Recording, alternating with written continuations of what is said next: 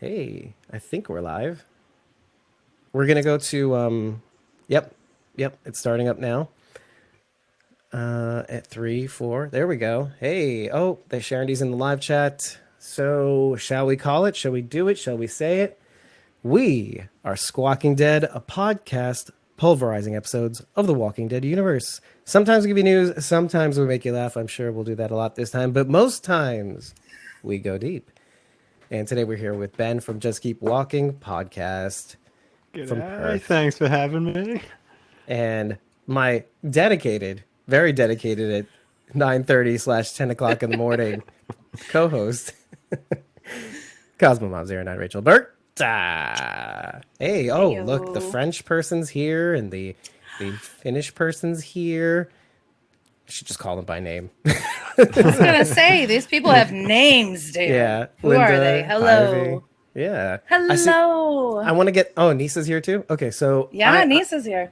I'm just trying to get live on Instagram, and that it's just. Oh, there we go. I think that's working. Yeah, there we go. Let's put that up now. It has to actually be broadcasting for me to actually go live on Instagram. So I'm doing that now. There we go. Interesting. Yeah. So this is yeah, how you I know see. we're actually live. Oh, look at that. Tom is. It's Madison. Wait, where's he at? He's on What Facebook. in the world? Oh. Oh, I'm not gonna see all the fun. Oh, how come I saw everybody's comments last time, but I don't see anybody now? I don't know. Look, good morning, everybody. For most people, except for Ben, and maybe Ivy. Okay. Wait, what time is it there, Ben? 11 p.m. Whoa! That just That's it. blew my mind right now. That's past my bedtime. I should be asleep. Oh, Tom with the strawberries. Nicely done. So you've already lived today. What's gonna happen? Exactly. Oh, no Tell spoilers. me my future. Oh man. Good. Well, good morning, everybody. Listen, we're going to be talking about Fear the Walking Dead. Maybe. We don't know. We're kind of winging it from here, and we're definitely going to need your input. By the way, because we don't know what we're going to talk about, but I know I definitely think that we're going to be going through maybe some seasons past to kind of compare and contrast and see where we are. But I kind of want to pick Ben's brain, just sorry, right from the Sure. beginning. It's early in the morning. I mean, late at night, same diff. So I think what I want to go through is, well, first of all, let's get your impressions of season 6 thus far. Fear the Walking Dead Okay. season 6. Yeah, no, definitely really enjoying it. Yeah, I don't know. I suppose it's just done another sort of turned itself upside down. The whole show, season 3 to season 4, it's like a completely different show. Not quite as extreme here, but it's similar sort of feeling of, oh, now we're getting like a whole new refreshing sort of take on it. So yeah, I'm really enjoying it. And yeah, just I can't say I didn't like any of the episodes. So definitely fun. I've got to admit I'm like more of a casual fan of Fear than I am of Walking Dead. So, I'll just watch the episodes once and not dive into them as much as I do for the main show, but I was still really enjoying it. And yeah, overall pretty happy with it. Oh, that's awesome. I mean, well, so far so good. We're on Yeah. we're on stable ground. We can just on terra firma right now. No, because this could go any way, folks. But no, that's good. That's good to hear. And a common refrain that most people kind of like, or most outfits. I mean, especially like after the last 2 seasons, there are some outfits that kind of flat out say, "I'm just sick and tired. I can't cover the show anymore." And then season 6 rolls around, they're like, "Oh, should we bother? Should we do it? I don't know. This looks good, but I've been burned too many times." So no, that's cool. Now, like in terms of so let's talk about season. Let's bring up the elephant in the room. Like seasons 4 and 5. What were your feelings about those seasons? Yeah, so when season 4 started, first few episodes, I was like, "Oh, this is the best thing ever!" Like, I was loving it, and yeah, just the whole first half of the season, really, I was loving it, really into it. I just sort of lost interest a bit in the second half. I didn't go full on like hate it or anything like that, but I was like, not loving it as much. Season 5 again, there's some really cool stuff in there. Some all the characters, I really love the cast of characters. John, Dorian, June, and all these, like, all the new characters who they brought in, as well as the old ones. Just absolutely love them.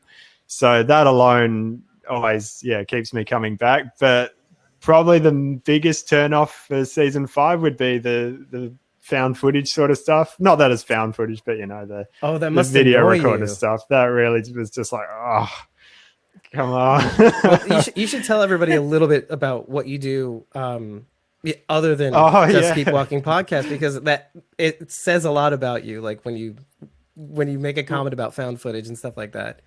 Yeah, right. What, that I'm a videographer for work? Is that what you mean? Mm-hmm. Yeah. So that isn't actually the main thing, but maybe it's a little subconscious thing. But yeah. So I mean, I appreciate what they were going for, and it worked in certain parts, but yeah, I don't know. For me, it just wasn't very fun to watch that stuff. But then, there's. I feel like it's the sort of show where for everything that I don't like so much, then there's another scene will come around that's like, oh, this is great. I love this again. So, yeah, a bit of a mixed bag. So not full on hating on season 5, but yeah, definitely just some ups and downs in there, I suppose. Yeah. So when season 6 rolls around, the impression changed?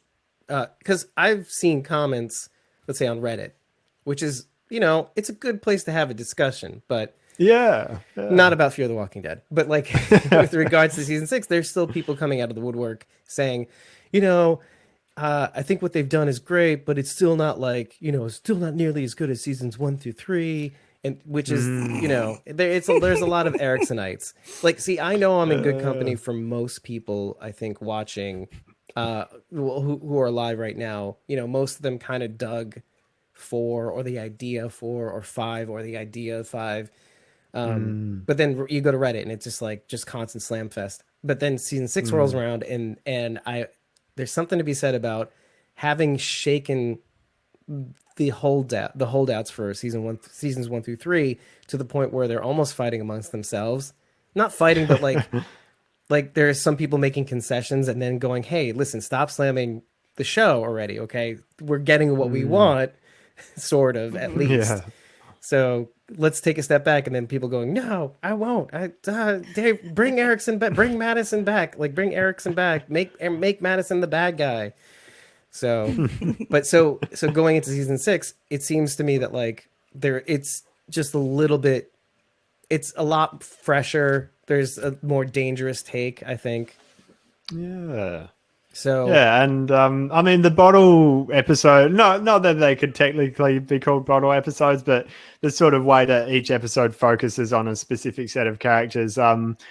There's always going to be some pros and cons to that, but I think they're really pulling it off really nicely, and it just gives you that fulfillment with each episode of, not that they wrap up every storyline, but you kind of get a bit of a beginning and the end, and each episode just feels really. Yeah, definitely. I would easily say that season 6 is my favorite of the whole show so far. So yeah. Yeah. Oh, that's excellent. Now let's get into a little bit more specifics now in terms of because Rachel will have a different take on this, and of course, best part about having a live show is she did not like seasons 1 through 3 as much as when 4 and 5 came around. But what were your feelings on seasons 1 through 3? Mine or Rachel? Yours, Ben. Oh, yes, sorry. Yeah, that makes sense. So, oh man, it's been a little while. Hey, I definitely like them. It's the sort of thing where if you compare it to the original, the main Walking Dead show, it's a completely different show. Like you can't really compare them. So I definitely enjoyed them enough. There were plenty of ups and downs in all of seasons 1 through 3, but I guess season 1 kind of wasn't like amazing for me. I didn't fall in love with it, but I was like, oh yeah, this is good enough to hold my interest. Season 2, there was just some of the episodes in the first half were like, oh, this is really interesting. And the second half, I really liked the whole hotel thing. And then Travis with is it Chris, his son? Yeah, that's right. That whole thing. Just some really interesting storylines there and really cool set pieces. And then season 3, like there was plenty of ups and downs again, but I really liked, especially getting towards the end, it just seems like almost similar to some of the peak Walking Dead stuff where you just don't know what's going to happen next. It seemed really unpredictable. The dam situation, I was like, they could kill anyone at the moment, and it really seemed like you didn't know what was going to happen. It was exciting, and so really enjoyed all of the show pretty much, but just I wouldn't say I liked it as much as Walking Dead, and always some ups and downs. That's always a dangerous conversation, comparing Fear the Walking Dead to The Walking Dead. Oh yeah, it really splits the room.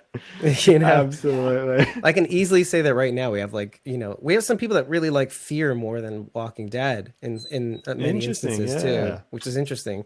I mean, take Blasey Gardner, just pulling it out from random, who came onto the universe through Fear the Walking Dead, just popped on interesting the episode Laura from season 4. Oh, that's a great one. Just went into it. I have to make a comment that Nisa says your accent is magnificent. Oh, thank you very much. Yeah, it's gonna happen. It's just gonna happen. Well, it's just a fact. It's just, there we are. If I started, it's a fact. If I just started ripping my New York accent out, she will easily say the same. You know what I'm talking about? Okay, anyway, forget about it. But yeah, it is, like you were saying about comparing the main show and Fear, like if you look at it as, okay, if this was a completely different show, completely unrelated to Walking Dead, just a random show that I came across, what would I think of it? And it would easily be in favorite shows. So yeah. Oh, okay. Well, yeah, that's not nothing. What was I going to say? So, okay, so now we've got that out of the way. Let's talk about, talking about specifics. Like, okay, in Fear the Walking Dead season 6, this is what we're really here for. One of the things I've noticed is that they're kind of taking in. One of the things I've appreciated is that they're not throwing away seasons 4 and 5. They're not throwing away seasons 1 through 3. Yeah. But they're making an attempt to kind of join things together. Like one of the things that you said that I liked about what you said on season 3 about the dam was that it was almost like a really big and I don't know what the intention was behind it. Like I don't know if this was always going to be the case. Oh, okay. Looks like your video went away. Ben. Oh, okay. I can still see him. But you know what's fun? Oh, settings? Now I lost him. It's okay. We can keep going because it'll just come back once it comes back I can up. still hear him. No, but one of the things I liked about the dam was that it was the idea of kind of like what Star Trek did with the Borg. And now if people don't know, when Star Trek Next Generation came out, looks like Ben dropped out. Uh-oh. Okay. Oh, no. Well, and now I'm he's turning back. it on again, so we'll see And if he's that back. Maybe he's gonna re-sign Cool. in. There we go. Right. So when Star Trek The Next Generation came out with the Borg, they came up with an enemy that was almost nigh indestructible, undefeatable, and they wanted to really end off season 2 or 3. I wanted to say 3. Where it was like almost an unwinnable situation. Like a lot of what season 3 of Fear the Walking Dead seems like is like, let's paint them in a corner. And then the whole idea of that is to kind of see how they come out of it in the beginning of the season. Now, one of the things that I think season 4 didn't do a good job of is just it almost didn't even try to figure that out. It almost it like we're just gonna not acknowledge that existed or happened until the end, or until midway into the series. Sorry, the season, where they kind of touch on it and then they walk away. And I know the biggest complaint is like what happened after the dam, and people want like a Tales of the Walking Dead, which Gimple has said, by the way. Yeah, absolutely. He's eager to dive into, literally, when it comes to discussing at least like the Madison stuff or the the post dance sequences and stuff like that, like how it all came together, why it came together the way it did. But talking about season 6 is that, and this is the whole point of me going to this rant, is that season 6 does this interesting job of acknowledging all sides, which is what we refer to when we're covering it as, okay, Strand's now becoming Super Strand 3, where like they acknowledge the past, they acknowledge the recent present where he's made changes, and then he's moving into this new space where he's taking some of the old nasty habits, some of the new habits, and kind of like that's true, figuring it out. And they're doing this with everybody. So I want to take a moment to kind of talk about maybe who your favorite character of this season is, maybe from both sides of the equation. Like, let's talk about like our survivor group. Who has been your favorite, and for what reason too, to talk about this season specifically or overall? This season specifically. Oh, like who's your MVP? Yeah, that's hard to. Well, I always love John Dory. He's like overall, he would easily be my pick. And then I suppose probably Dwight's been a standout this season. He's been interesting stuff, which is always cool. Oh man, like it's so hard. They're all so good. It's hard to choose. Alicia, obviously. That was a trick question. You passed. Yeah. Cool. And I don't blame you. It's really difficult. I mean, they've really set this up, and I love that they call them anthology episodes, because it's like, well, they're not bottle episodes. Like Morgan keeps popping in every now and again.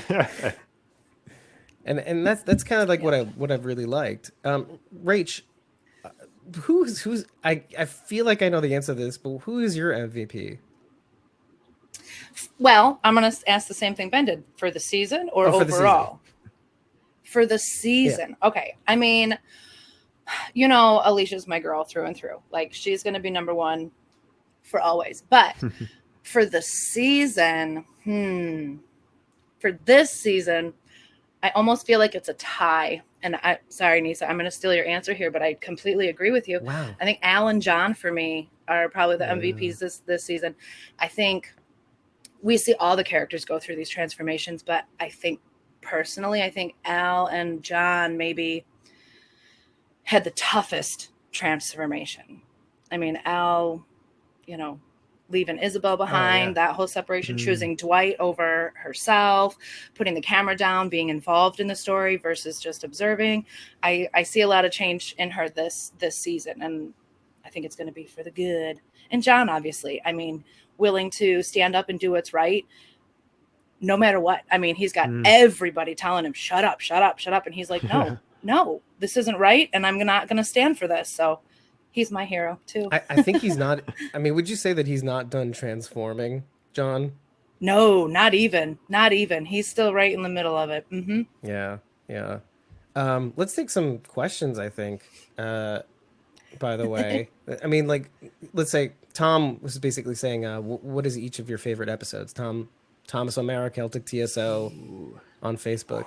Favorite episodes from season 6? Are we saying? Yeah, season 6. Well, actually, Tom, if you want to clarify whether you want to drill down on the entire series or season, let's talk about season 6 first, because I mean, out of all, it's gonna come down to like a character focused episode, like which one has been the best, Oh yeah, you can ask questions, Pivy. We are live. Yeah, right. We're here. Yeah, I mean, yeah. I don't know. To pick a favorite episode is difficult. Yeah, he's saying season 6, I have a favorite. Yeah. I have a favorite moment. Okay. I mean, I probably have a few favorite moments, but right off the top of my head is going to be, sorry. Hey, stop it.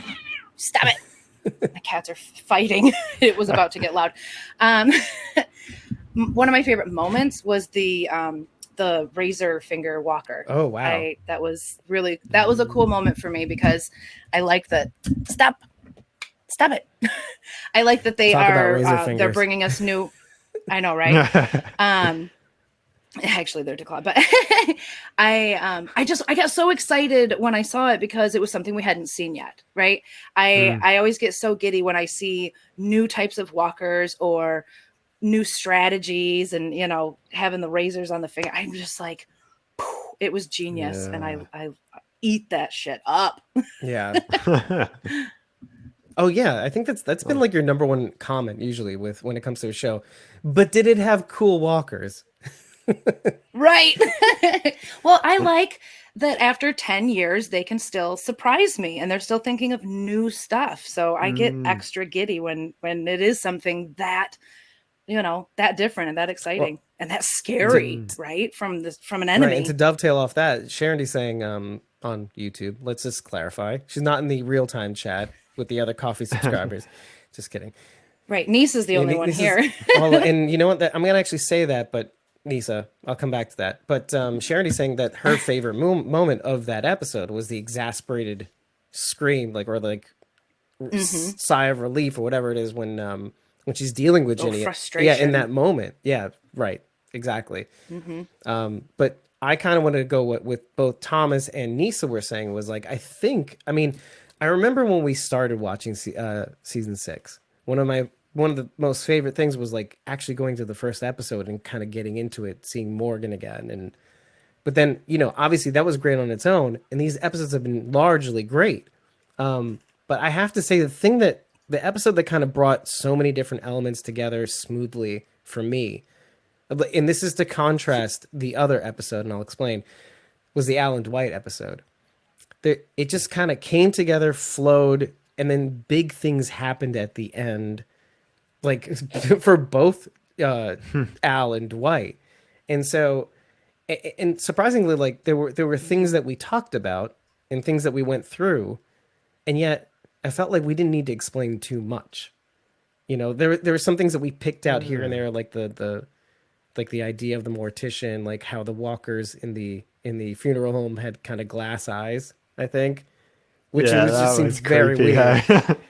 And then obviously the embalmed walker, and then they get to the building, and it almost seems like you're changing completely the whole tone of where we are, because obviously it's in the day, and yet it's a funeral home, and yet we're going into this office building. It's night, it's dark, it's creepy. It's almost like Die Hard with zombies, that sort of thing. But then, you know, and so you bring in the Christmas music. Yeah, that would have taken it to a whole other level. And of course, they mentioned a Christmas party too, which was what happened in the Yes.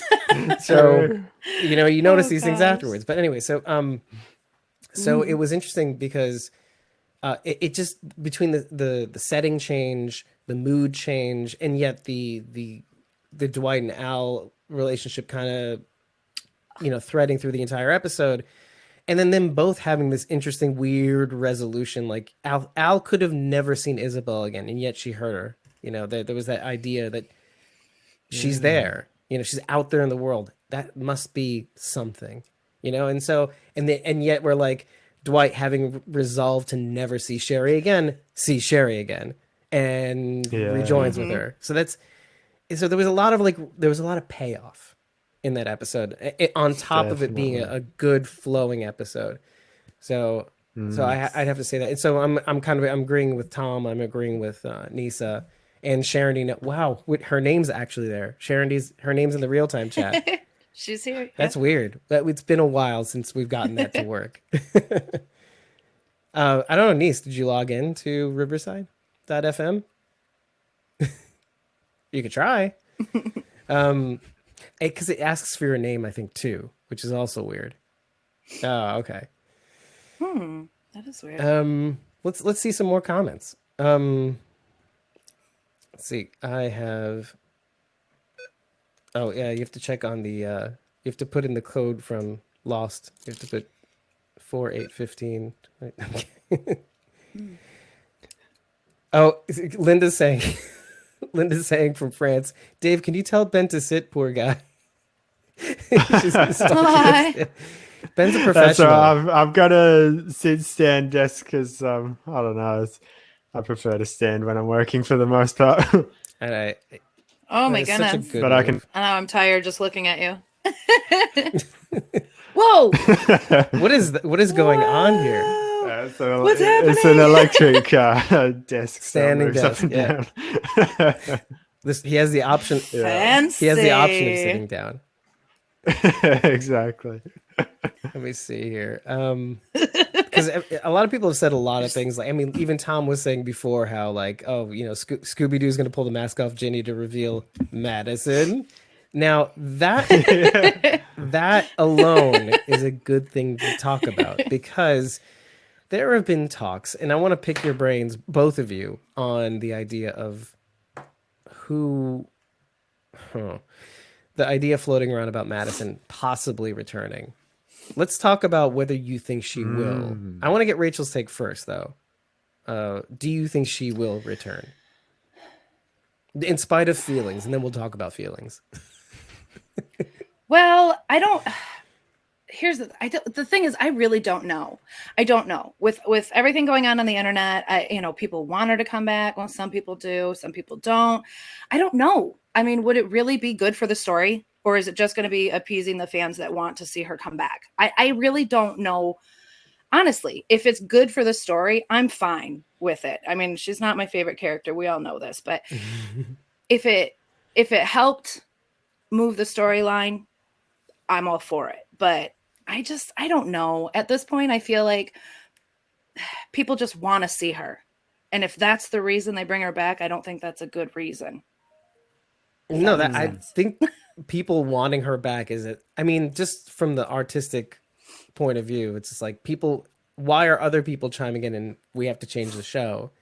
I mean, it's great when, I guess it's great when shows listen to feedback, but if it's just because people want her to come back, what do you think, Ben? Right. Like, do you think she's going to come back? And then how do you feel about that possibility? Yeah, I'm gonna go with no. I don't think she will. What I would say is, like, if you asked me this before season 6 came out, I would guess that they would see how season 6 goes. If it kept going downhill with the ratings and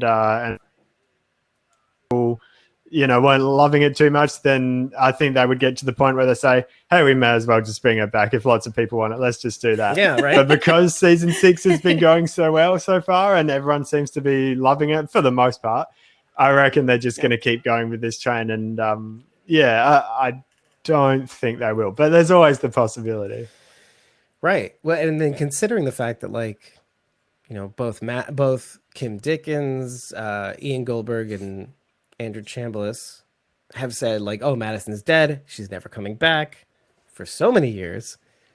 And then all of a sudden it's like... Fears, the creators have always said stuff like, there'll never be a crossover, ever. Right. Or like like The Walking Dead and Fear the Walking Dead will never meet. Like, they'll never cross over those shows. I hope... I don't know. I don't care. It's just the idea of, like, the weird thing about the Walking Dead universe has been always, when they say they're never going to do something, or when they say they are going to do something, first of all, usually that's true because of the veil of secrecy, how far they go to keep actors under wraps, like to the point where they had Jeffrey Dean Morgan in a hotel room for several weeks, hiding out just to make sure they don't. Gosh. Yeah. It's all these different things. Oh my gosh. Like, before COVID. Yeah. Well, yeah. And Jeff D. Morgan was like hipster quarantine. I did it before COVID. So like that, and then like His trial Samantha run. Morton being under wraps. But they do this with everybody. Like when was it when Lenny James crossed over? When the idea of him was crossing over was he was kept away for like several weeks before he was allowed to go to Austin. Like, these are things that he talked about on Talking Dead.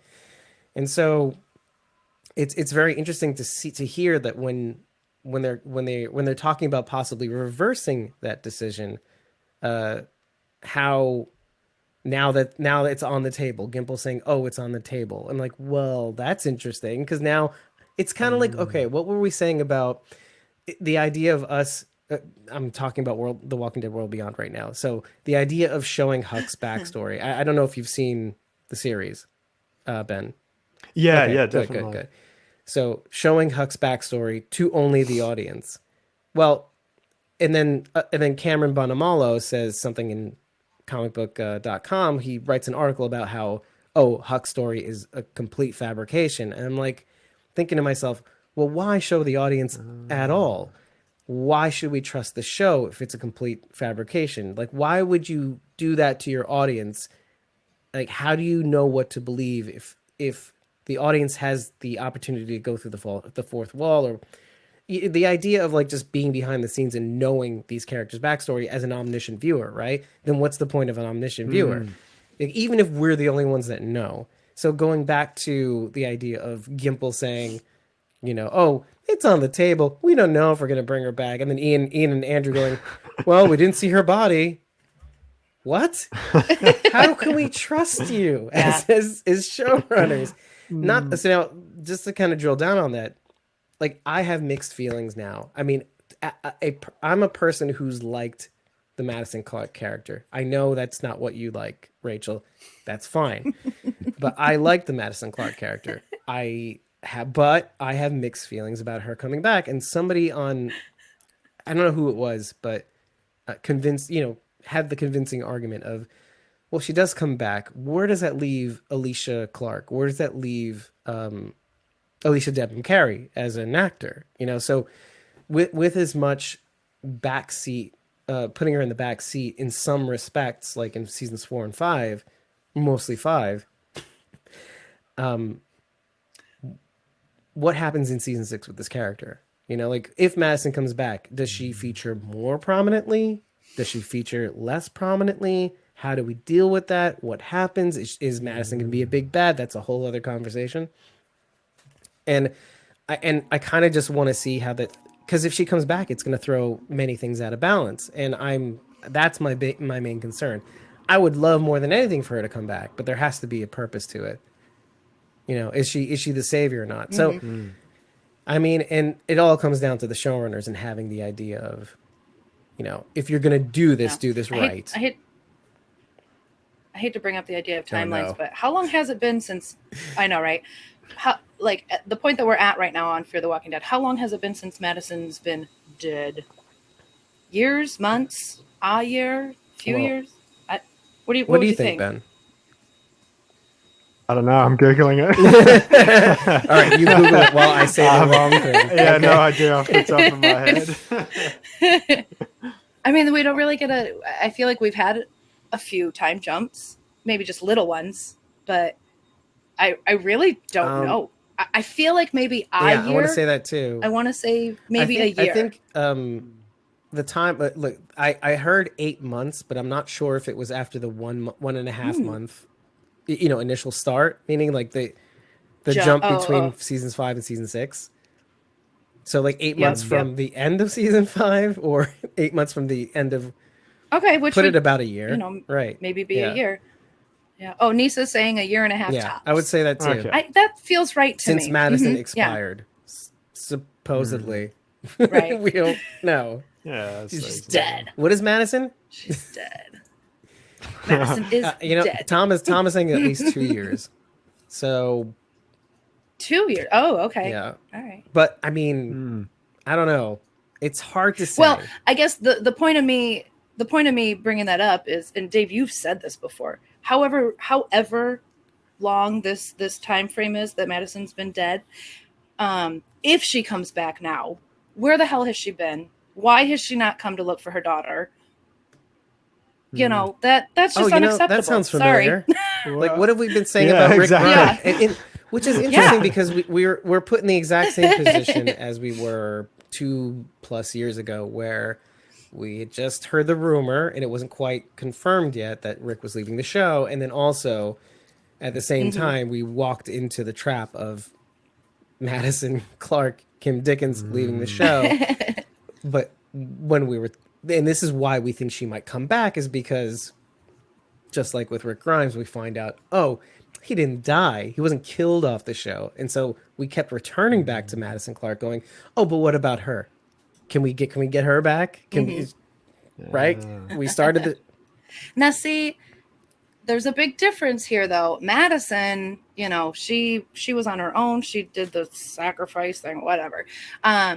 Rick was taken. So as far as him not being able to get back to his family makes a little bit more sense. Whereas Madison, we don't know if she's still out there. We don't know where she's, but she wasn't taken. She did this by choice. So she would have had the choice to, well, yeah, she chose to sacrifice herself. But what if she was taken from that choice of sacrifice? After credits scene is like one of the Vultures guys saying, I've got an A. An A stands for piece of ass. So.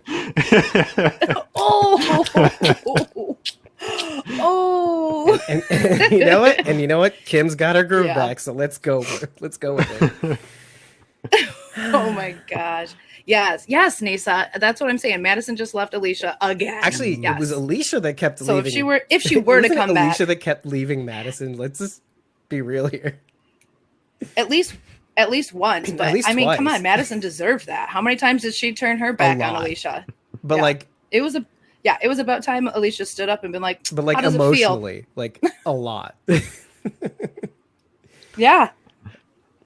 Because Nick I did want to point out one. something that Linda was saying is that Madison could come back because it's not impossible to find her in a spinoff on Tales of the Walking Dead, which is more probable to me. And Gimple has said as much. Like, we definitely do want to explore the Tales of the Walking Dead with Madison Clark, and most likely the events of the dam. You know.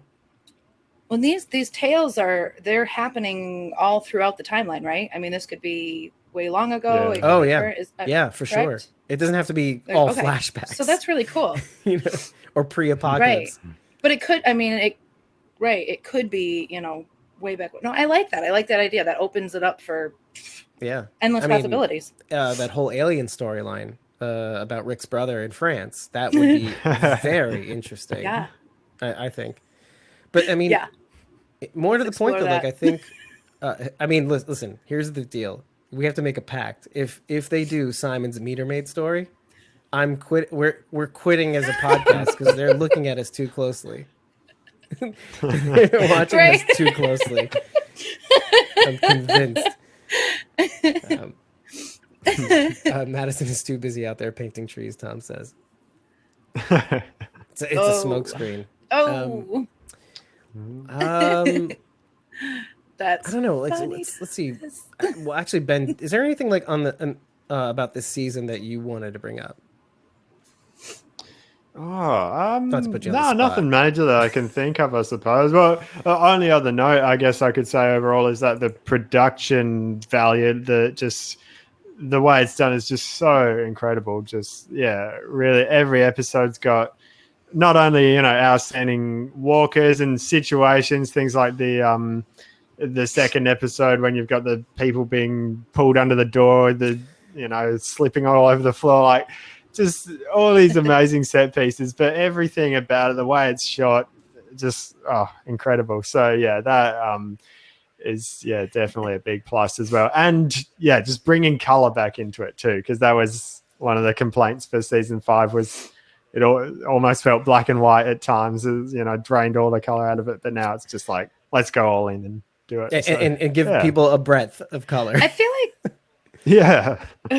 I feel like Fear's always been kind of like diluted in color, though, don't you? I mean, even from the beginning, it was kind of definitely a little washed out. Wanted season 4, I guess it was the big change because they did the flashbacks in color, and then modern day was in sort of very drained, not much color, and then they just stayed with that for the rest of till the end of season 5. Yeah, somewhat right.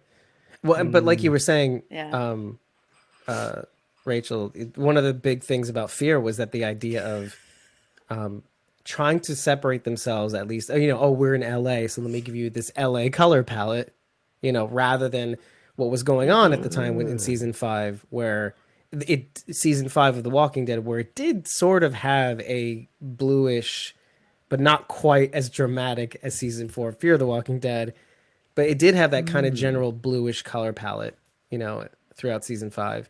Like, especially in the scenes where they're like, you know, wandering and disheveled and things are kind of looking bleak. So the color palette kind of looked bleak. Again, you know, you still have to know what you're doing in the color grading department, you know, the cinematography department, but, you know, at the same time, you know, so yeah, when season 5 comes around and they don't change their shtick, that's a problem. But yeah, you're right. But I think one of the interesting things about moving into season 6 is that they didn't abandon it completely. One of the things, as you notice, obviously, is the title sequence. You know, obviously, it centers around a specific type of color, generally speaking, in actual set pieces like costumes or scenery, or, you know, and these are the things. It's not just a tint over the whole frame. Exactly. The color is in the shots, which most shows do to denote this or that. But you know, Definitely. And Sharon is saying a very flat color base instead of vibrant TWD colors.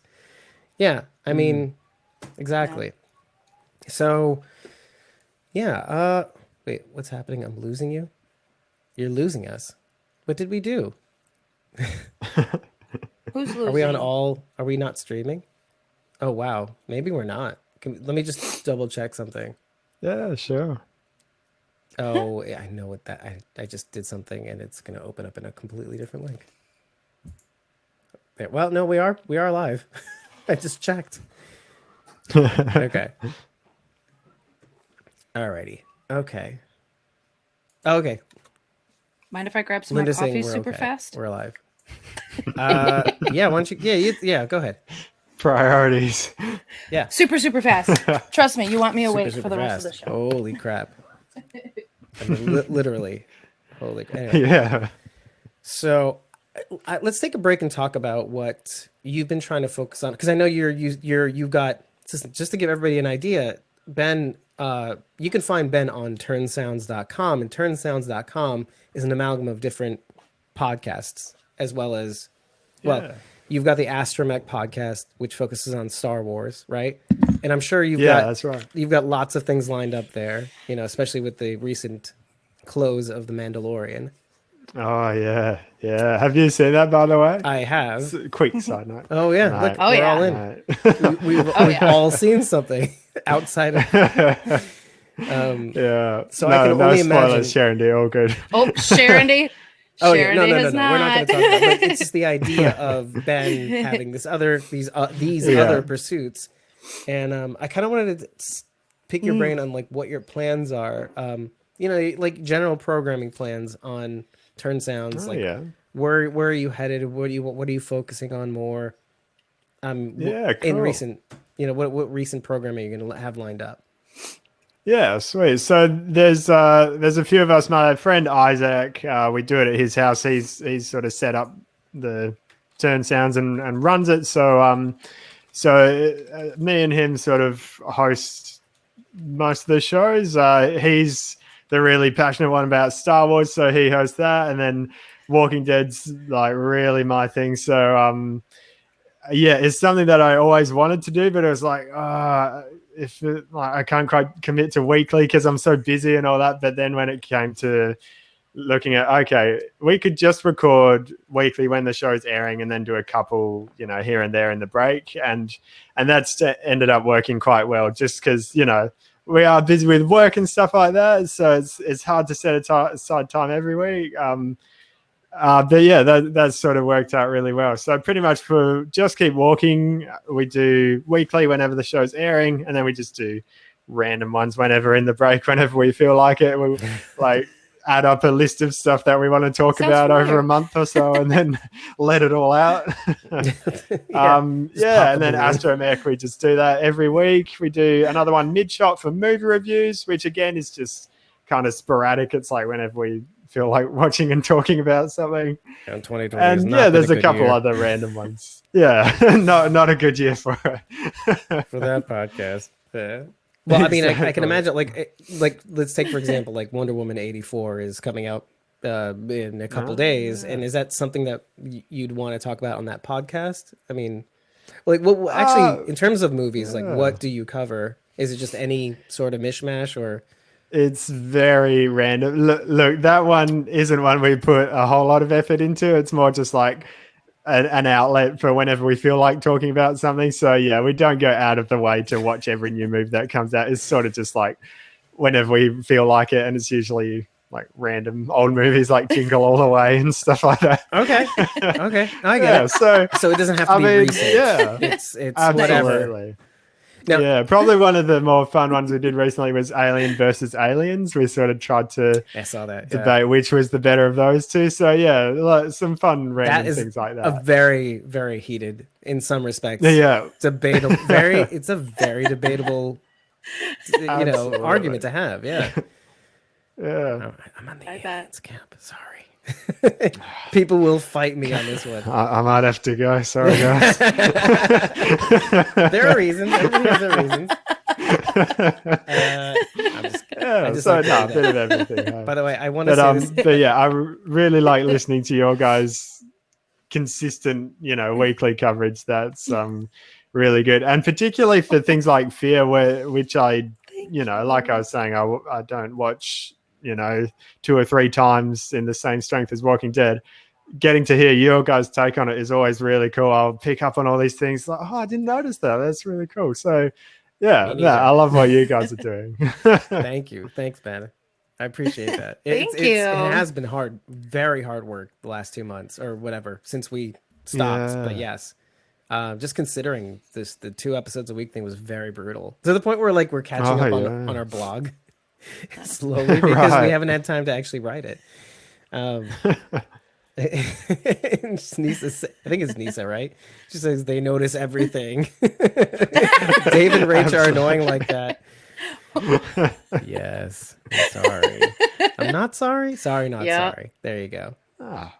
Sorry, not sorry. Yeah, everybody's been kind of busy in general too. I almost sympathize with the watchers too. I mean, thinking about it, if you aren't watching live, which in some senses people have been cutting the cord, people are generally I think half of the audience almost, I have to imagine, or at least our audience is our cord cutters, people that don't have a cable subscription.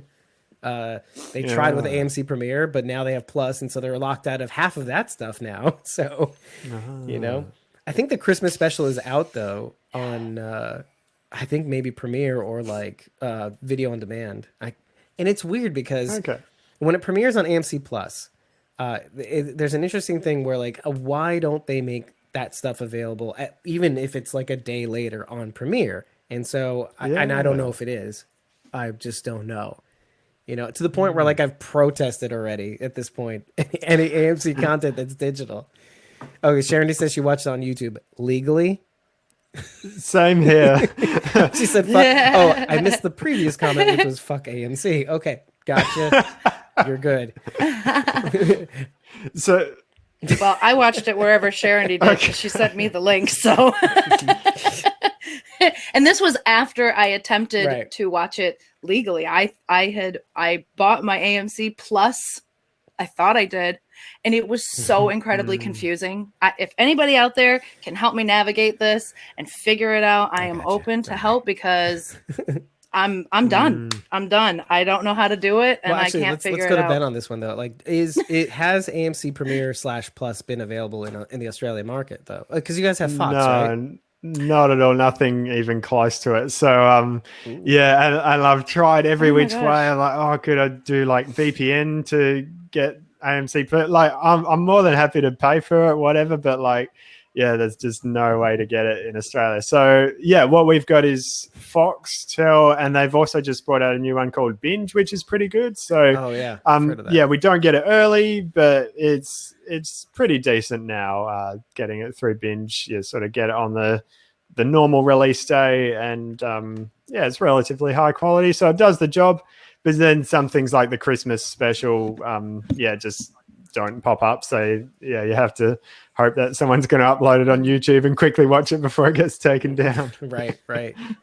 Which is very interesting because considering the how popular TW Universe generally speaking is, and it is popular.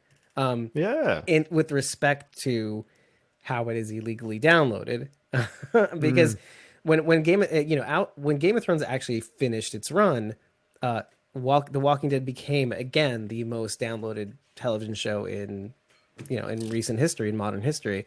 So, well, basically ever, because we didn't always have TV shows to download. But it's kind of interesting to see how then AMC kind of pulls this move where, oh, well, let's put this show only on AMC Plus, which is only available in certain markets, which is only available on certain platforms too. So we're talking about like Amazon Prime, which is a big outlet, but it's not everything. It's not available on all cable providers. That's another problem. So it's just a very interesting move to kind of go the narrow AMC Plus. Now I know why they did it, because they weren't ready to do it, and they just needed to push it out there because because of this pandemic stuff, and so they wanted to make it available to people, give people other television shows to watch, other channels like IFC, and I think there's a bunch of other channels that you get access to with AMC Plus. But it's just a very interesting choice to make, almost pigeonholing people into, and which is garnered like almost a negative response. Why should I pay into this sort of thing? Well, let's talk. I mean, are you guys all on the same page with that idea? Like, are you just confused about this whole move with AMC Plus? I am. I don't understand it. I don't get it. Yeah. Well, what about you? I don't even know anything about it really. AMC Plus versus AMC Premiere. Only thing maybe I would ask you guys is, what do you think about the 2 days early release? Like, do you think that's a good idea, or is it better to just let everyone have it on the same day? Personally, I love the early release, because then I watch the episodes 3 or 4 times before it even live airs. I mean, it's been a benefit for us. I mean, and you don't have anything like that, right, Ben? Because no MC Premiere, no Plus. For us, it's been. I mean, we're biased. It's a terrible thing to have to say, and we have to say it out front, because we're incredibly biased, because it's been a major boon for us since season 9, at least in season 9, because it's allowed us to actually get the note taking done at least ahead of time. If not in later seasons, it's allowed us to actually record 2 episodes a fucking week. So and then you can put it out on the day that it comes out, and everyone can just listen to it. So oh my god, like the following Monday or Tuesday, we're out and rocking and rolling, and then obviously one of the shows has to suffer. So we have to show that at Friday or Thursday, and it's usually Friday. And it's funny because we finally got it right, like in the last few weeks, like the two weeks, like, okay, we got one on Tuesday, one on Thursday, through sheer will. But having that bias of like, okay, getting The Walking Dead World Beyond on Thursday, and then getting Fear the Walking Dead at least the day of, the morning of, instead of, which would have been great if we got it, on Saturday or something at least. I think the first week they had it out on. I forget. Was it on Friday, or did they move it to like Sunday still? Fear the Walking Dead season 6. Yeah. The very first Fear. I think the very first episode did come out Sunday. Early. Do you know why I was confused? Because the first week was The Walking Dead season 10, 16. And that came out on Friday. 10, finale.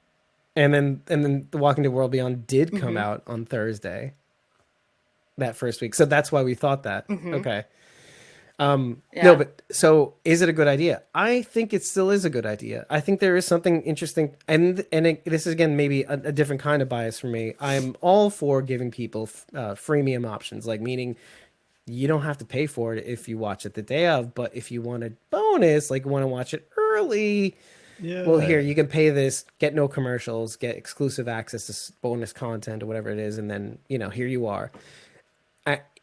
Should it have been that early, like Friday? I don't know, maybe Saturday. I thought maybe would be a better idea. I think what would have been an even better idea than that is, making some of their internal metrics public. Because if you want to really know how well a show is doing, and this is something we've all been wondering, like, have that streaming information up and available for everybody to see so that we know how we're doing, how, entertainment outlets, how they're doing, and like they'll know how The Walking Dead is doing. And then they can glom onto that and say, oh, this really is a show that's been taking off. And, they have these millions of numbers on their private streaming platform, So why not? Absolutely. I think even because I had a chat with Sam Ewing a little while ago, who was co-composer for season 10. And off mic at the start when we were chatting, that was one of the things he was saying was like at times it almost feels like you sort of wonder like who's still watching the show because you don't see the numbers. Like you kind of just have to, guess, oh, okay.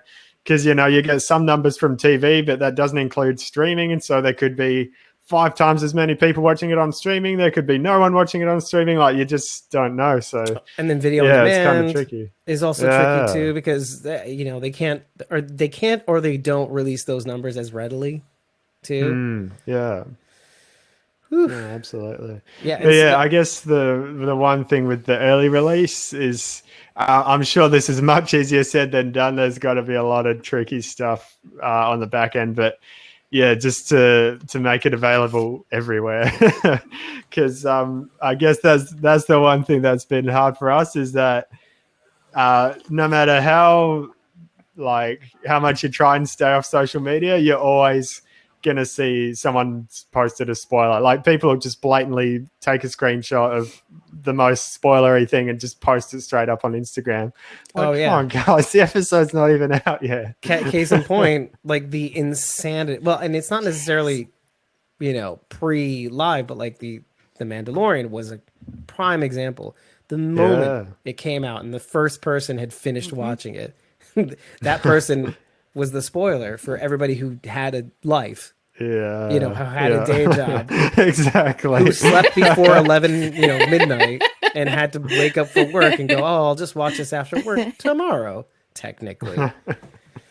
So, and that's the thing, like, that's the thing I kind of want to drill down on. Like, in light of that fact, do you think it's a bad decision? And it sounds like, in a sense, you're saying, Ben, that it was a bad decision. Like maybe this wasn't the best idea to release the episode a couple days in advance or to have this feature.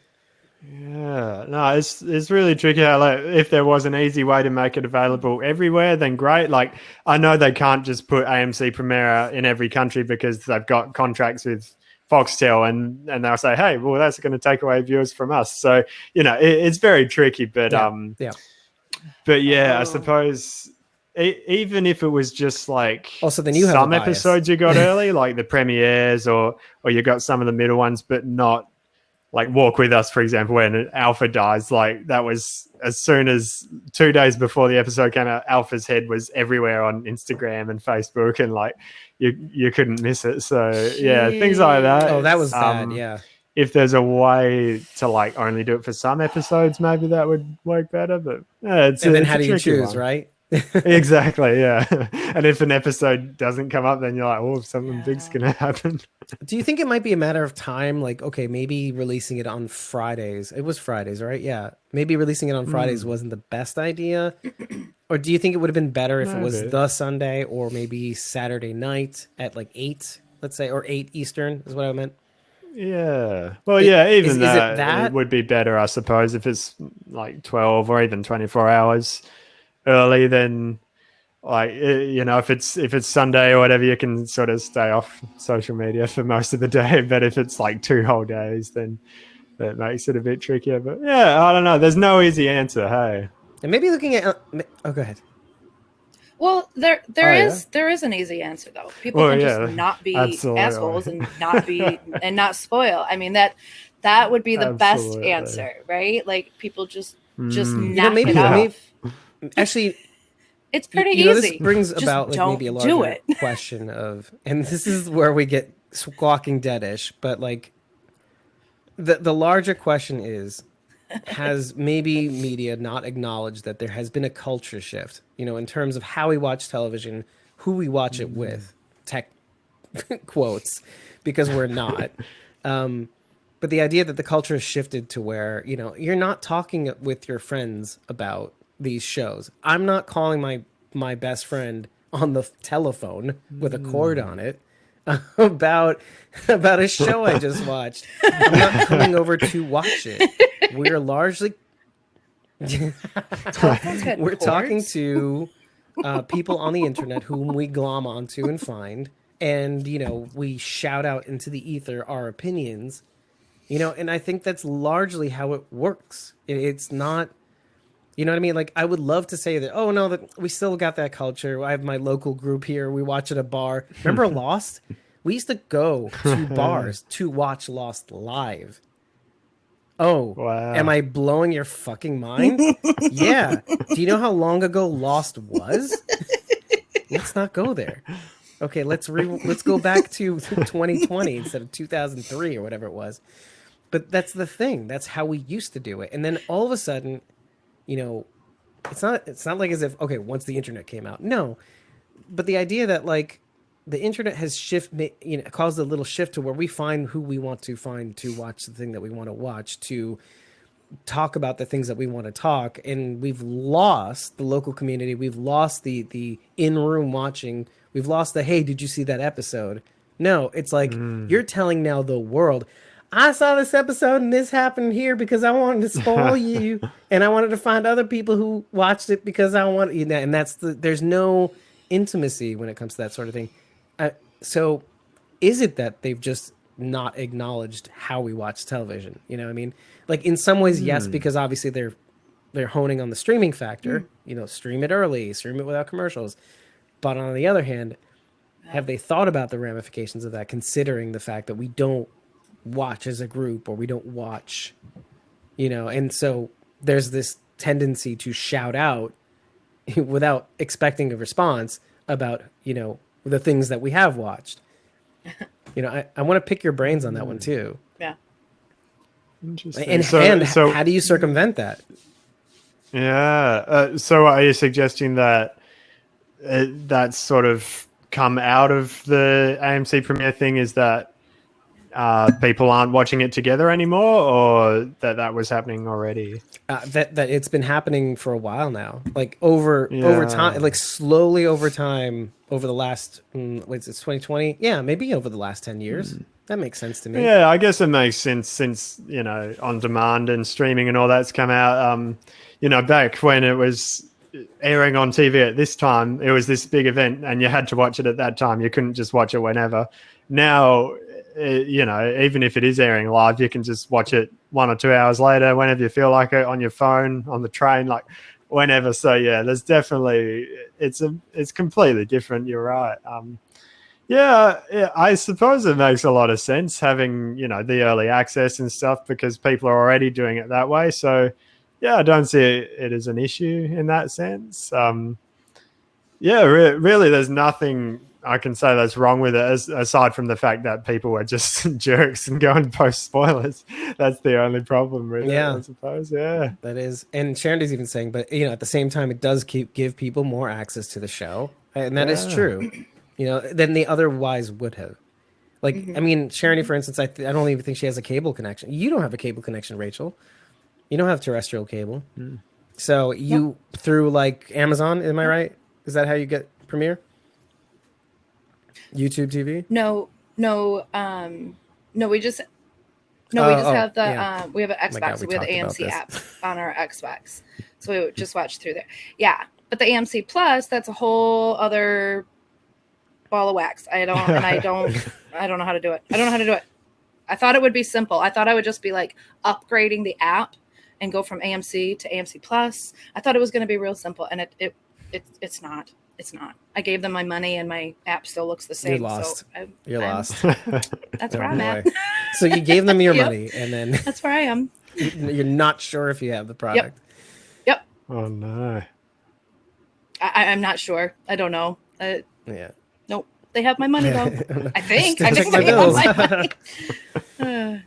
Well, so maybe the next logical question is, you know, that. if AMC Plus / Premiere was available for you, Ben, is that something you would be interested in getting?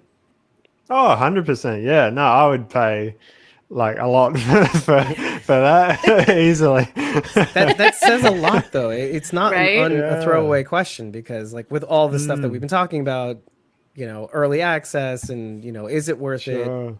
it? That's the answer. And so it comes back to the question, because I have nothing against. Wait, hold on a sec. What's this? No stuff.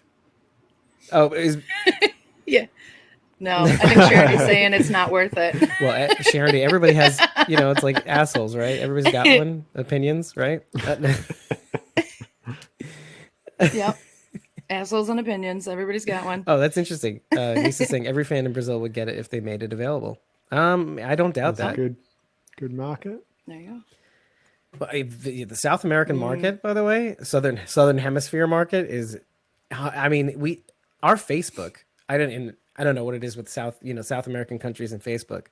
It's just all of our likes on Facebook are from people down under on the lower hemisphere.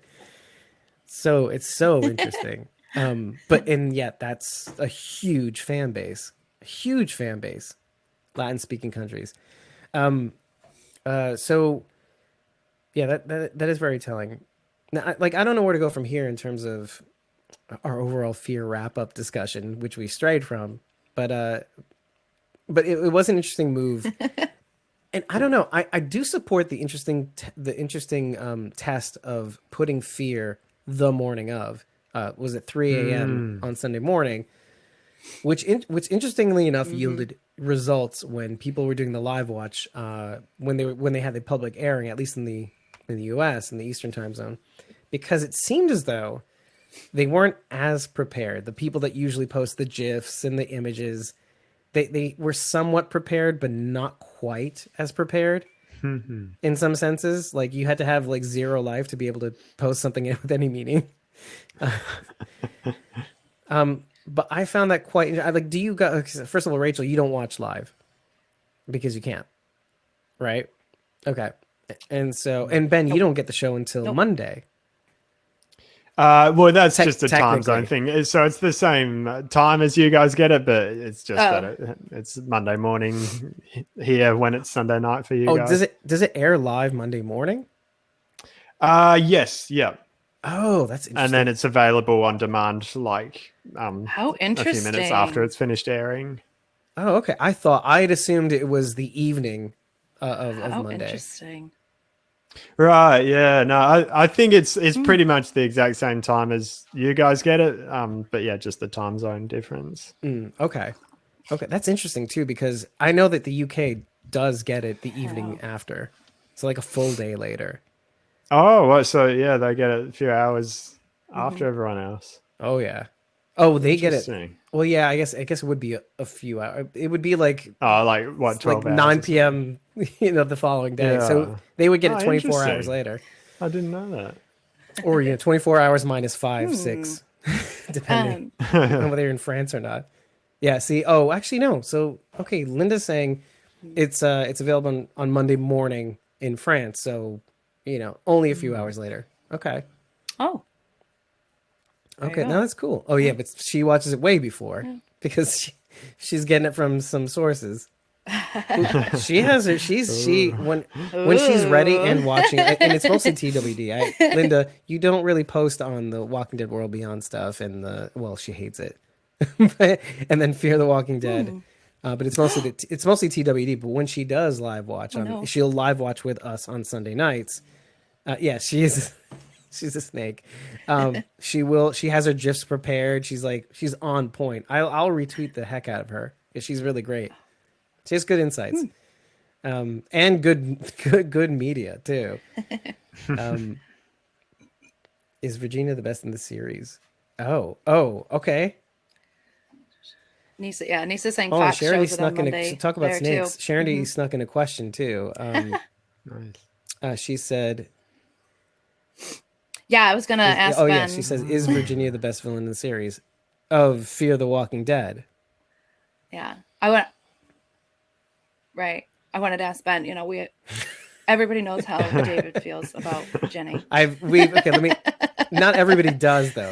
What are your?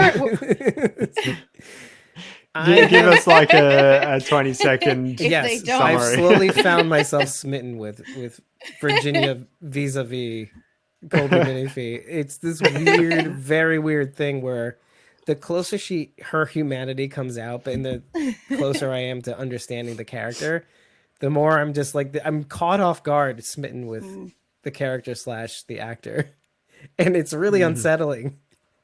It's like I have no control over it anymore. It's just out there. But anyways, yeah. So what? Dave Virginia. Yeah. Oh no, Sharon hashtagged your shipping name. Anyway, so in terms of Fear the Walking Dead villains, is there a favorite you have?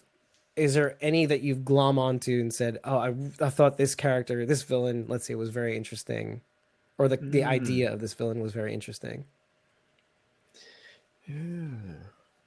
I also wanted to know Ben's specific opinion about Ginny and what she's been I doing mean, this season. so I'm trying to think of all the other villains to like compare. A lot of them are sort of half villains, like I don't know, even Walker, and you could almost call Strand a villain at sometimes, and you know, there's all these people who sometimes they're villains, sometimes they're allies, and so yeah, it's kind of tricky to say.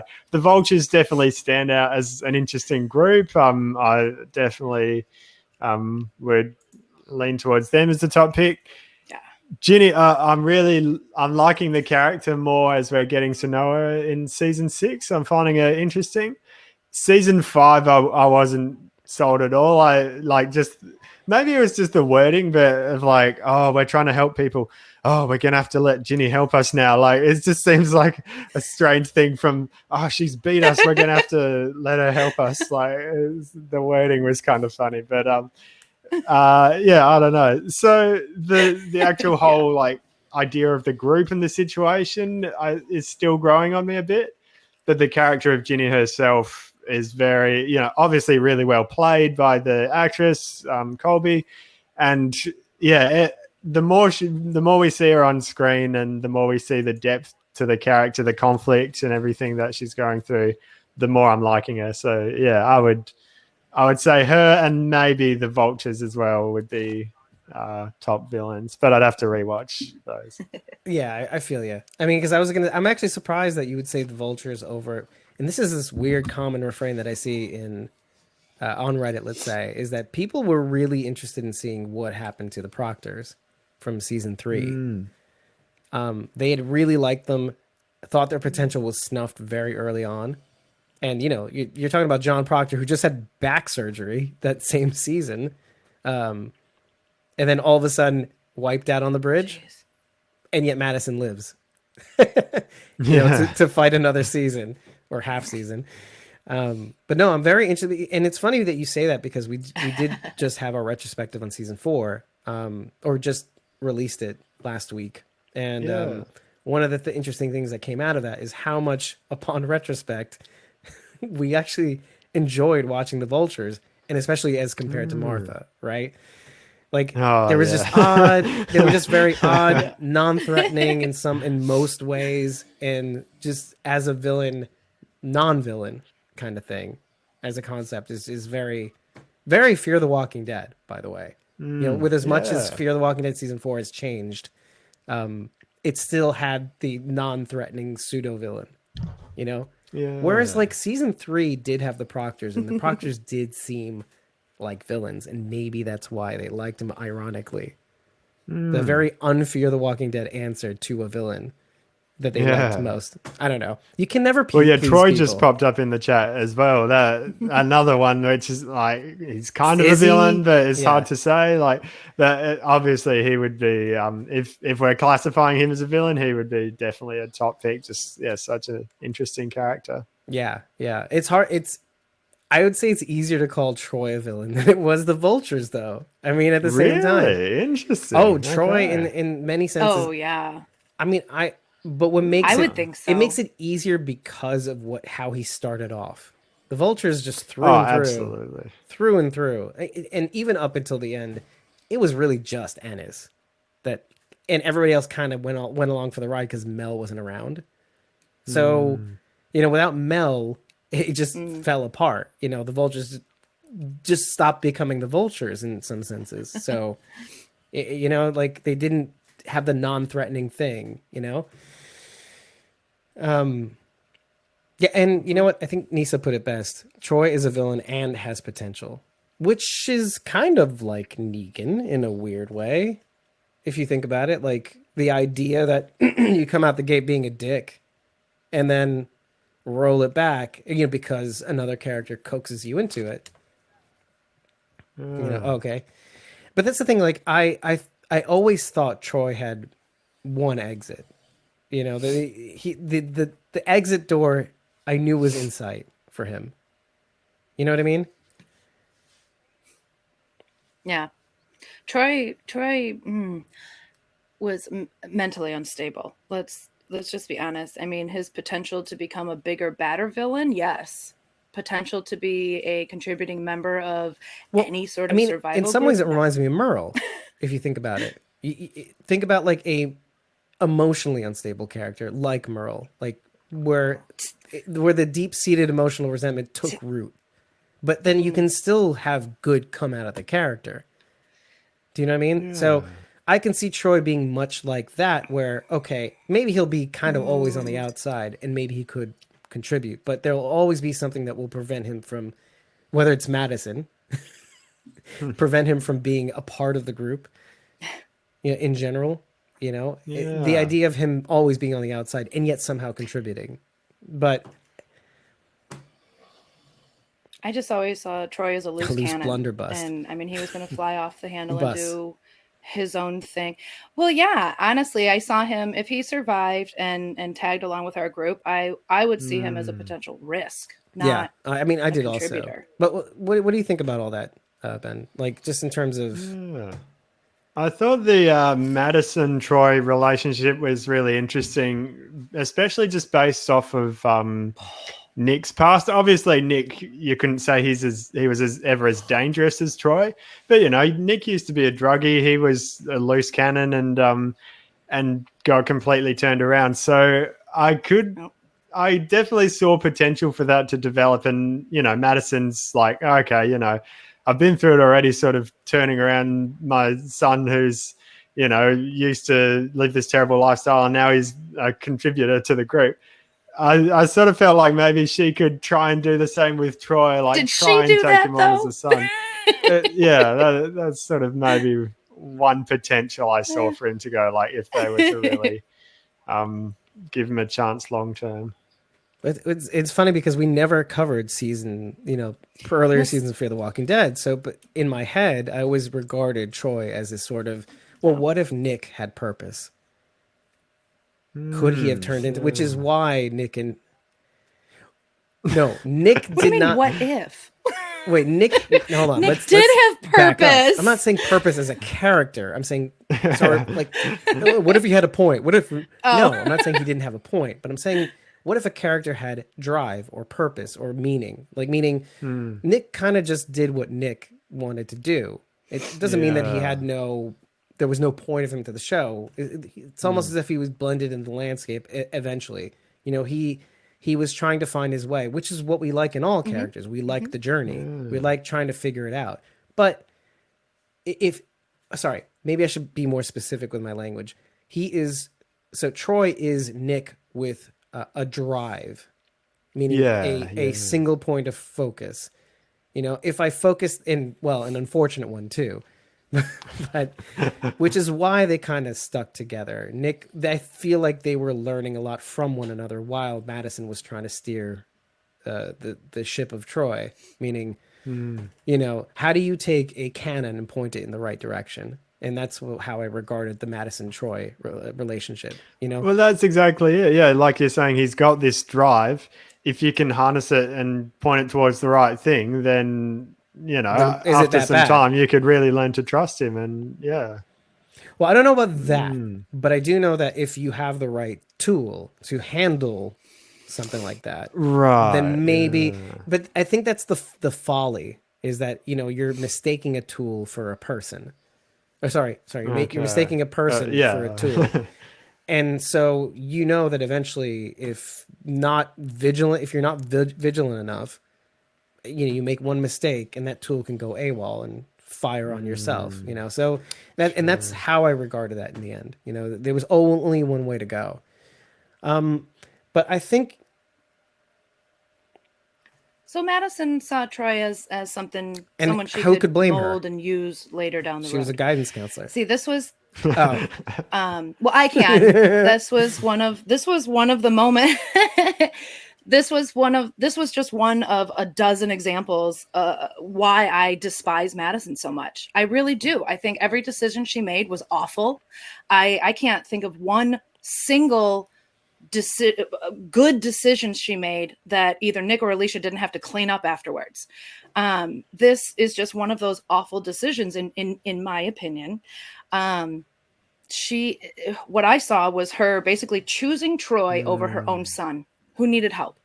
Nick is he's still out, always struggling, right? And I don't know if Luciana was in the mix at this point. Wasn't she there and then had left at this point? At some point. I just remember Nick needed his mom then, and she clearly chose Troy over her own son. And I already wasn't a fan, and every single time she chose someone else over her children, the hate just grew more and more. That's why I can't stand her. She's terrible decision making. It's a very good point. Yeah.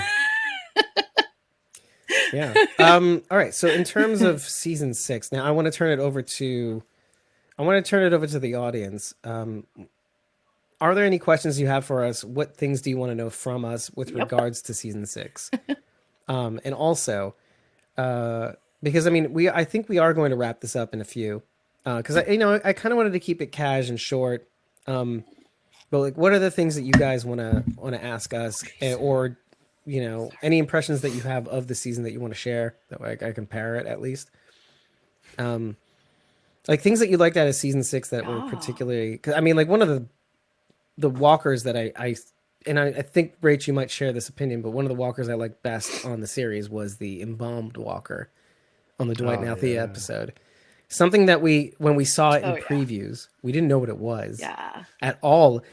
I remember seeing this Reddit comment when they were breaking down a trailer and they were going, "Who is this woman? I think I know who it is." And I'm like, and now thinking about that comment, I was like, you did not know who that was. There was no who. Have you ever gone back and found an old comment and replied, "How did that turn out for you?"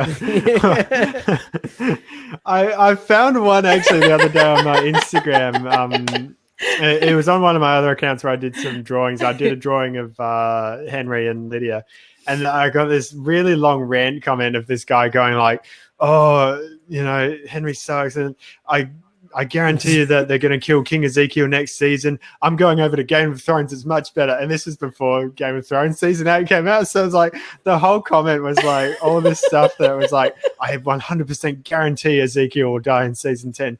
I'm going over to Game of Thrones. Like, how'd that turn out for you, buddy? I'm going to jump ship before they do that. Oh my God. It was so good.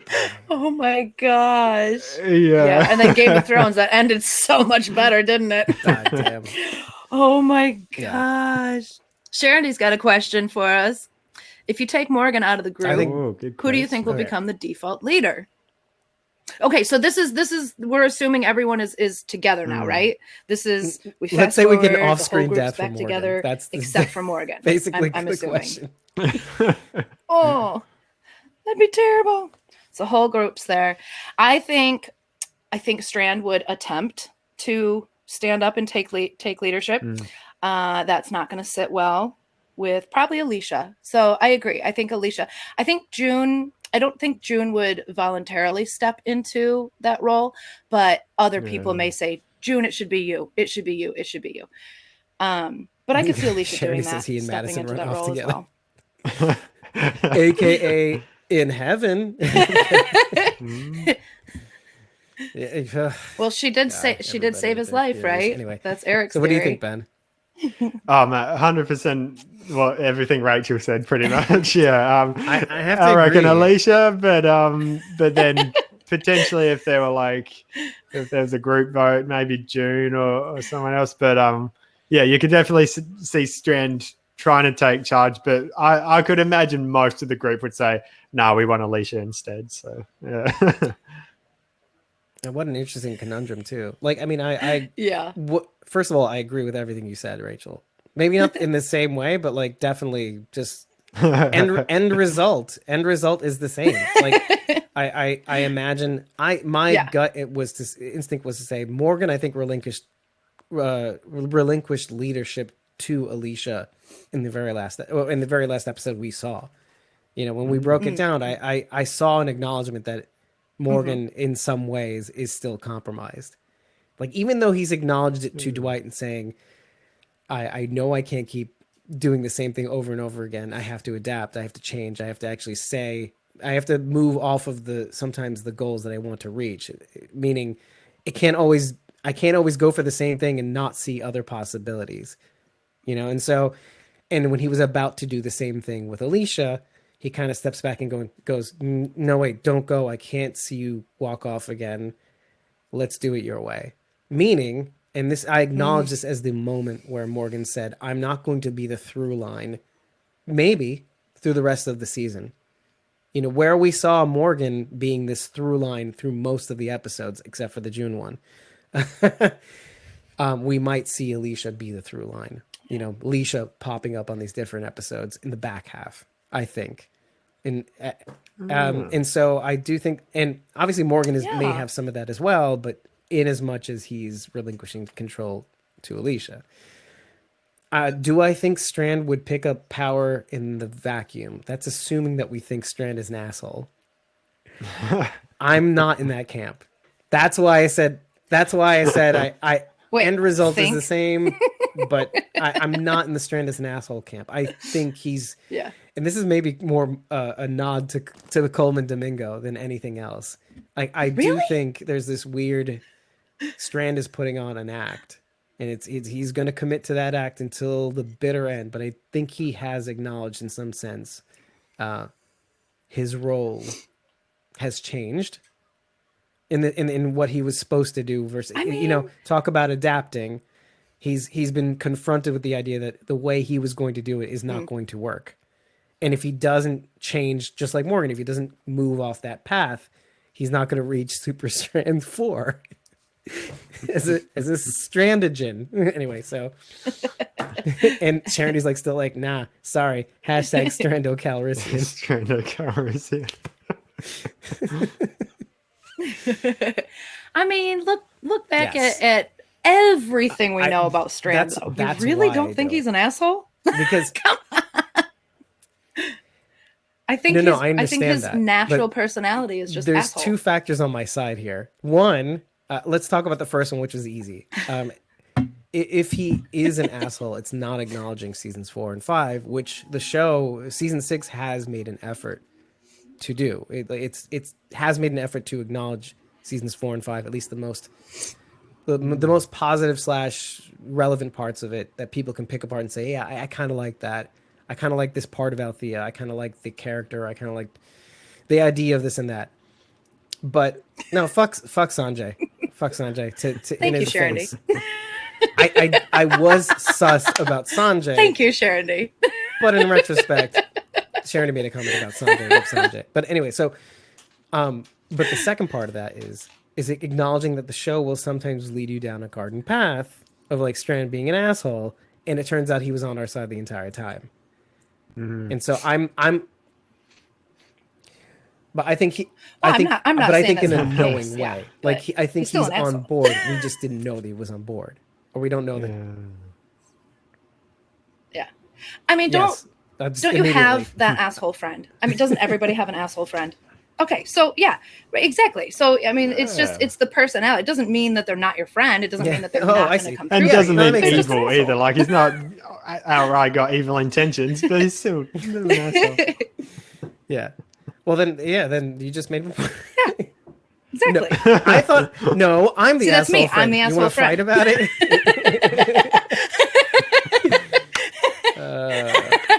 Okay, now they're fighting about it. In the real time chat. We all think we're the asshole. What are we talking about when we talk about the real time chat? This is me ending the show. let's leave off on a high note. Strand is an asshole, but you know what kind of an asshole? That's to be debated. Exactly. He's our asshole. That's So he might be hold an on a asshole, second. but Ben, he's ours. do you want to try to turn on your camera again? Will it work? Do you Oh, think? has it gone off? Oh, Yeah. okay. Yeah, two Sorry. secs. There we go. Oh, Let's maybe give it's that okay. a There we go. go. Yeah. We wanted to. So I figure let's leave it there. Ben, do you have anything to add to this conversation? And Any he's back. questions or like anything that we can explore further? Oh, no, not a lot I can think of. Hey, I suppose maybe the one thing I'm very keen to see followed up on is no, I'm getting tired now. Okay, Sherry. I'm forgetting names.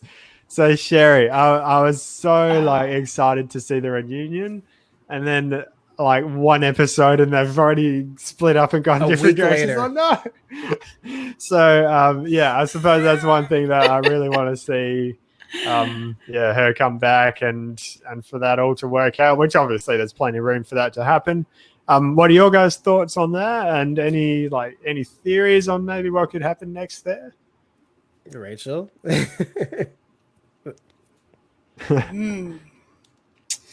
Oh man, I mean this could Sure. like turn into like a whole other theory too, but I don't know. I feel like Sherry and her Ginny's rejects are one of like 4 groups that we're really following and paying attention to right now, and I don't know. I almost maybe expect Sherry and Raleigh's group to get More bigger. rejects, you mean? The next time we see them, they might have like a small army. Yeah, more rejects. Yeah, They might have like a little small army with them. So I'm hoping they grow and can help us I think this is going to get Ginny complicated and the very Rangers fast when it comes because time. my answer actually dovetails onto something that Linda was saying in the YouTube chat and something that Sharon is saying sort of in the real-time chat, which is I think things might get dicey because the Virginia's rejects may seek out the end is the beginning death cult, or maybe forced to have some sort of civil war where one goes, hey, I know Virginia's an asshole, but these guys seem fucked up. And so they might go in different directions. And in true poetic fashion, you know, in like the Civil War fashion, obviously Dwight and Sherry, they might split up as well to kind of in some sort of poetic fashion. Like, Dwight's like, nah, don't go with those guys. And Sherry's like, but it's the only way to defeat them. And then it makes you wonder, is Ginny's group all that bad? If you think about it, in comparison. Now, so Mario saying also, the end is the beginning, people have no regard for human life. I think they will be the big bad in 6B, especially now because of the key. And of course, it makes it more complicated if Virginia's rejects follow them. Because now they have knowledge about Ginny that they can share with the end is the beginning death cult. And so that makes things very complicated. So this is my point, which is what I'm enjoying, because complication is the name of the game. Okay, if you can make things very complicated, not clear cut as good and evil, that sort of thing, I am in. That is quintessential Fear the Walking Dead, but in a completely different light. Like whereas Fear the Walking Dead has classically been nebulous heroes, nebulous villains. This is very interesting, where we have not nebulous, but like outrageous heroes and outrageous villains, meaning it may seem clear cut, but it's not. Like every hero has a good and bad side. Every villain has a good and bad side. It's not like nebulous. It's actually the villains and the heroes have two extremes that are waging war to threaten to take over them. And so that's why I say Ginny may not be all that bad as we think she is. Alicia may be worse than we think she is. Morgan may be way worse than we think he is. And the end of the beginning death cult. Well, no, they're all bad. But I don't know. What are their motivations? We're going to find out from John Glover, cast as possibly the mortician, the crackpot mortician leader. So I think I'm just excited. I can't see the rest of the season being anything other than very, very interesting. I mean, given the fact that like we're gonna see Alicia interface in some way, whether it is in person, in person with the leader of this death cult, and how that turns out, I have no idea. You know, does she fall hook, line, and sinker for this group, which makes this very complicated, or is she damaged from it and has to go a different way? We see this in the Walking Dead universe where people interface with other people and they are forever altered. You know, it's not good or bad. It's just altered. You know, Carl is never the same after this, and then he returns back, and then. Yeah. But anyway, so I think, let me see. Most people haven't caught. Wait, hold on. Most people haven't been caught, but the guy in the trailer has the key around his neck. John Glover has a key around his neck. That's kind of. So there you go. Ooh. Oh, there you go. Yeah, my thoughts were kind of what you just said, Dave.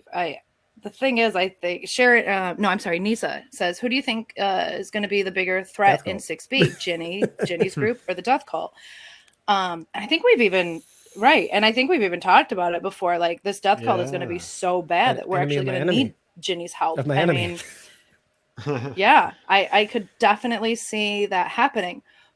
But what does that mean after we defeat the Death Cult? Is Ginny back to being a villain? Do we trust her now? Or is it, exactly, enemy of my enemy? You know, and this might be a good opportunity because even though I kind of want to around the show, this is a good opportunity to talk about one more thing, which is, and it'll be one more thing.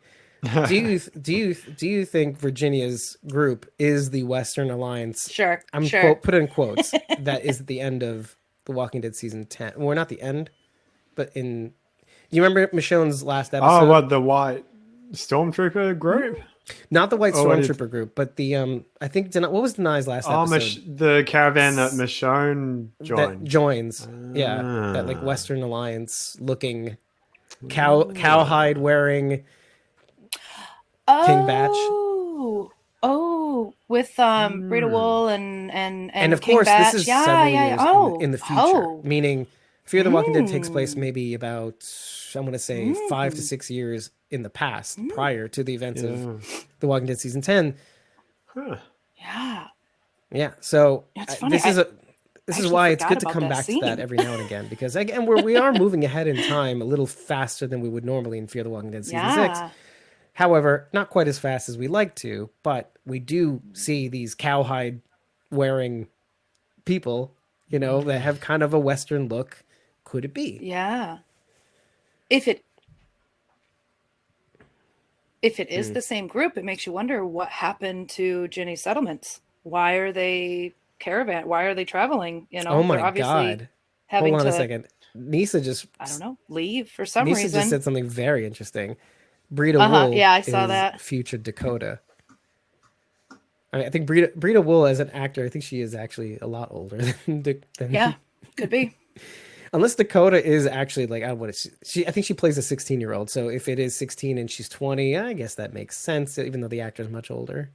Brita Wool's 35, according to Google. There you go. Sure. I mean, come on. Christian Stratos is playing a 15-year-old I'm on board. Selena. I'm on board. I think automatically. We can believe this. That's interesting. That's a good call. And then who's King Batch? Oh, Morgan's son. Just kidding. No, it's Dwayne Jones. We had a conversation just before that about a certain someone who's.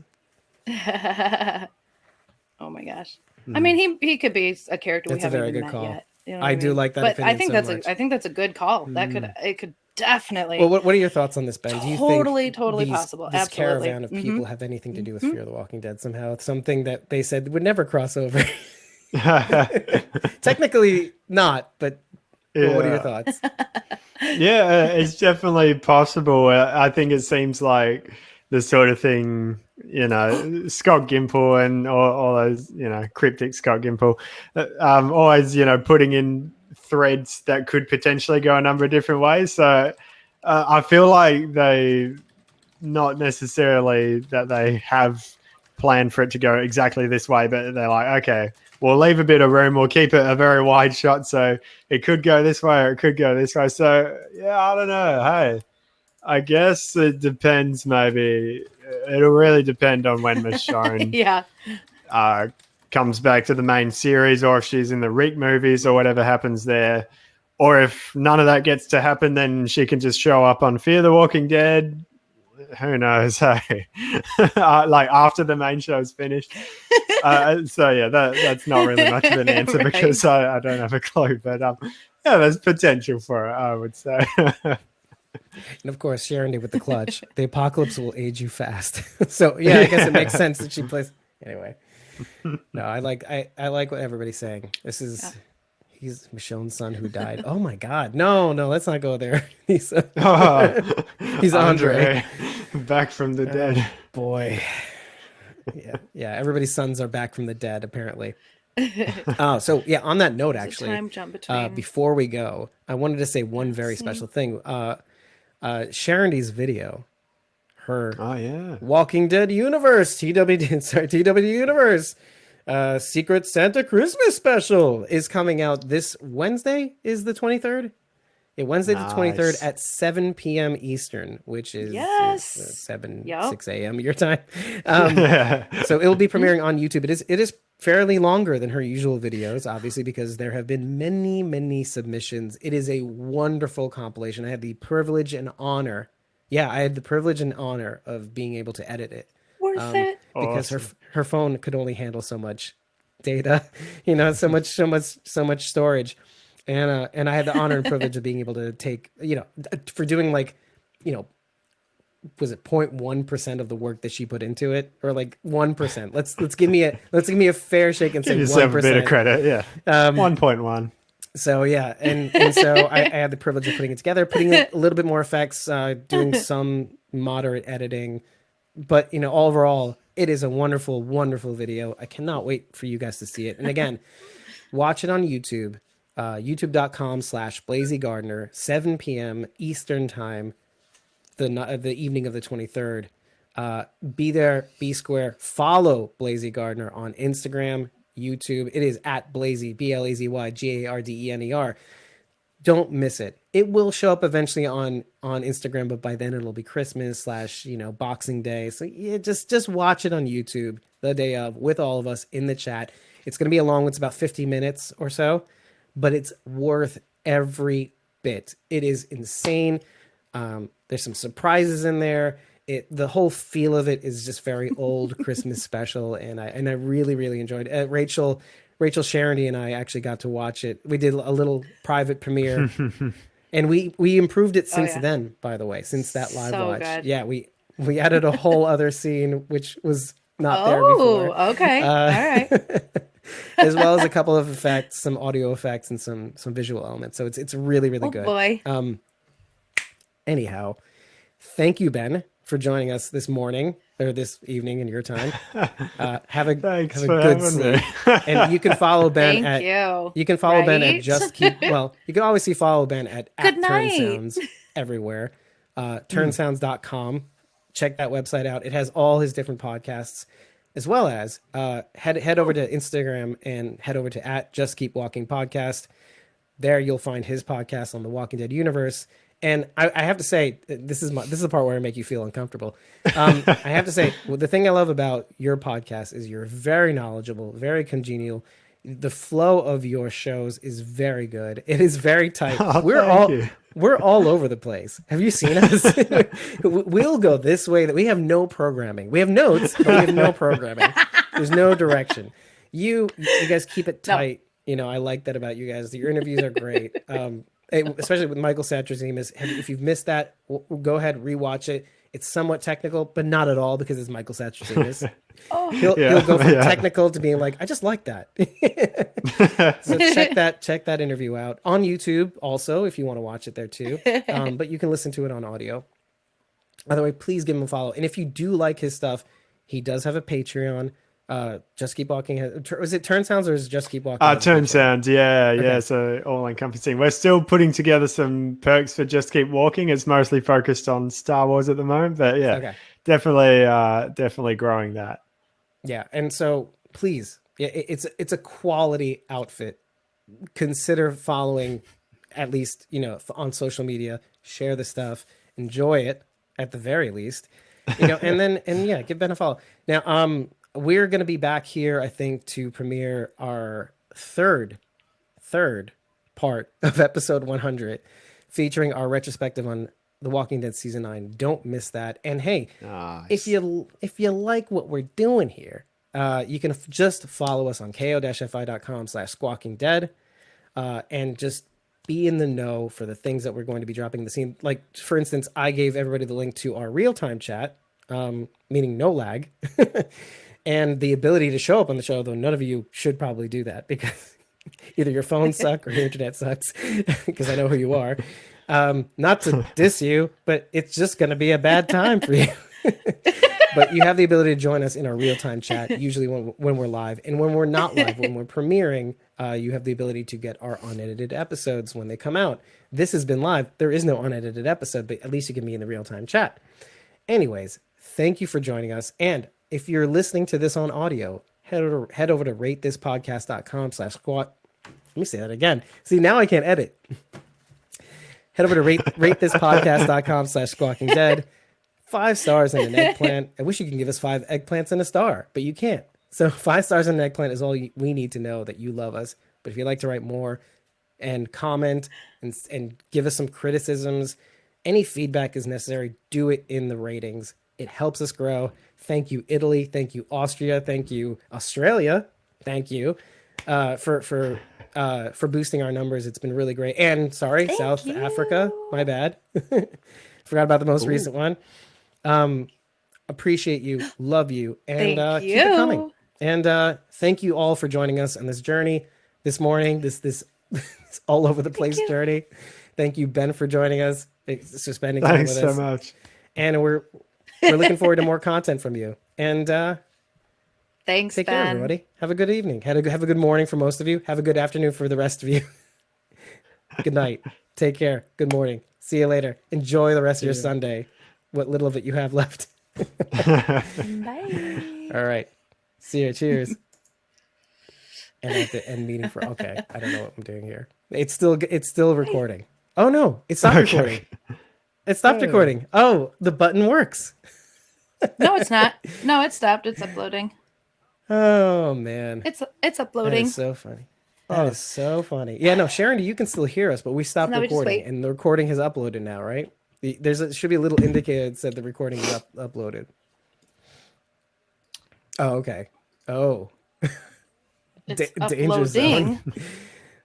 Do you see? I'm still waiting. Oh, there you go. Recording is uploaded, right? Uh-huh. Oh, I got a check mark. Do you have that on your end, Ben? Yep. All Recording is uploaded. Oh, cool. Boom.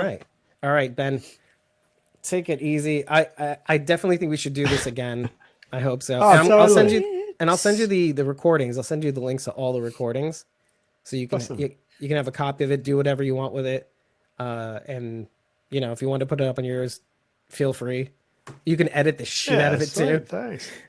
No, cool. Well, it'd be a good way to tie it back to you guys and everything. So yeah, no, that'd be awesome. Yeah, and so Sweet. let me see. Wait. Charity, is she still there? Oh, she's you. not there. Okay, never mind. Take care, Ben. Have a good evening. Sleep well. You did it, champ. Thanks so much, and thanks again for the time Thank and for having me you. on. It was really good fun, and the shout out and everything as well. It means a lot, but just fun chatting with you guys. So, Yeah, it's a pleasure. Thanks again. Nisa says good night. Oh, and Charity says she's still here, but now you can say goodbye. Oh, cool. Good. All right, see you, everybody. Take care. I'll catch you next time.